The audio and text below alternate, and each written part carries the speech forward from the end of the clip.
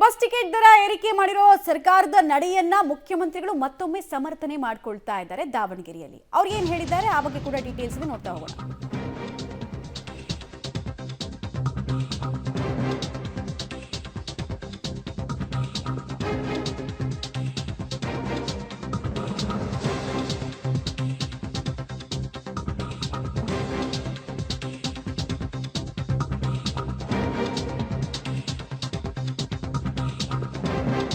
ಸಮರ್ಥಿಸಿಕೊಳ್ತಾ ಇದ್ದಾರೆ. ಡೀಸೆಲ್ ಸೇರಿದಂತೆ ಬೇರೆ ಬೇರೆ ದರಗಳು ಹೆಚ್ಚಾದಾಗ ನಮಗೆ ಅನಿವಾರ್ಯ ಆಗುತ್ತೆ ಟಿಕೆಟ್ ದರ ಹೆಚ್ಚಳ ಮಾಡೋದು ಅಂತ ಸರ್ಕಾರದ ನಡೆಯನ್ನ ಸಮರ್ಥಿಸಿಕೊಳ್ತಾ ಇದ್ದಾರೆ. ಹಾಗೆ ಕುಮಾರಸ್ವಾಮಿ ಅವರು ಒಂದು ಪ್ರಶ್ನೆಯನ್ನು ಕೇಳ್ತಾ ಇದ್ದಾರೆ. ಕುಮಾರಸ್ವಾಮಿ ಸಿಎಂ ಆಗಿದ್ದಾಗ ಟಿಕೆಟ್ ದರ ಹೆಚ್ಚಾಗಿರ್ಲಿಲ್ವಾ, ಹೈಕ್ ಮಾಡೇ ಇರ್ಲಿಲ್ವಾ ಅಂತ ಅವರಿಗೆ ಪ್ರತಿ ಸವಾಲನ್ನ ಹಾಕ್ತಾ ಪ್ರಶ್ನೆಯನ್ನ ಮಾಡ್ತಾ ಇದ್ದಾರೆ.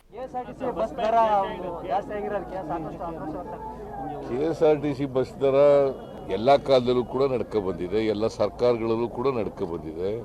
ಅಲ್ಲಿ ನೌಕರರ ಸಂಬಳ ಜಾಸ್ತಿ ಆಗ್ತದೆ, ಡೀಸೆಲ್ ಬೆಲೆ ಜಾಸ್ತಿ ಆಗ್ತದೆ, ಬಸ್ಸನ್ನ ಕೊಂಡ್ಕೊಳ್ತಕ್ಕಂಥದ್ದು ಬಸ್ಸಿನ ಬೆಲೆ ಕೂಡ ಜಾಸ್ತಿ ಆಗ್ತಾ ಇರ್ತದೆ, ಮತ್ತು ಇನ್ಫ್ಲೇಷನ್ ಕೂಡ ಇರ್ತದೆ.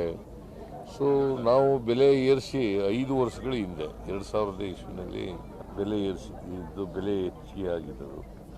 ಸೊ ನಮ್ಮ ಎಲ್ಲ KSRTC ಕಾರ್ಪೊರೇಷನ್ಗಳಿದ್ದಾವಲ್ಲ ಅವು ಎಲ್ಲ ತೊಂದರೆಯಲ್ಲಿದ್ದಾವೆ ಅಂತ ಹೇಳಿದ್ರು. ಹಾಗಾಗಿ ಮತ್ತೆ ಭಾಳ ದಿನಗಳಿಂದ ಬೇಡಿಕೆ ಇತ್ತು, ಅದಕ್ಕೋಸ್ಕರ ಮಾಡಿದ್ವಿ.